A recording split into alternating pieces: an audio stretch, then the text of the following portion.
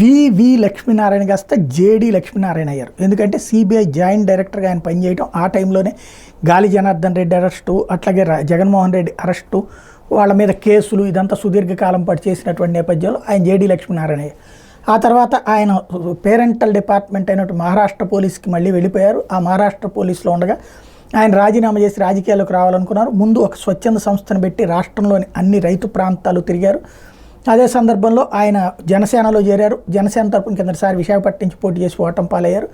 ఆ తర్వాత పవన్ కళ్యాణ్ పొడనచ్చక బయటకు వచ్చేశారు. తన పని తాను చేసుకుంటున్నారు. ఈ మధ్యకాలంలో సొంత పార్టీ పెట్టారు. అయితే ఇప్పుడు ఆయన పోటీ ఆల్రెడీ నామినేషన్ కూడా వేశారు. ఈ సందర్భంలో ఆయన తనకు సెక్యూరిటీ కావాలని పోలీసుల్ని కోరడం అన్నటువంటి కీలక పరిణామం. ఎందుకు సెక్యూరిటీ కావాలి అంటే తన ప్రాణాలకి థ్రెట్ ఉంది. ఎందుకు థ్రెట్ ఉంది అంటే తను గతంలో అరెస్ట్ చేసినటువంటి గాలి జనార్దన్ రెడ్డి తన రాజకీయ జీవితం సమాధి అయింది కాబట్టి అతను కక్షగట్టి తనకి హత్యా ప్రయత్నానికి స్కెచ్ వేశారని తెలిసిందని, కాబట్టి తనకు భద్రత కల్పించమని కోరారు లక్ష్మీనారాయణ.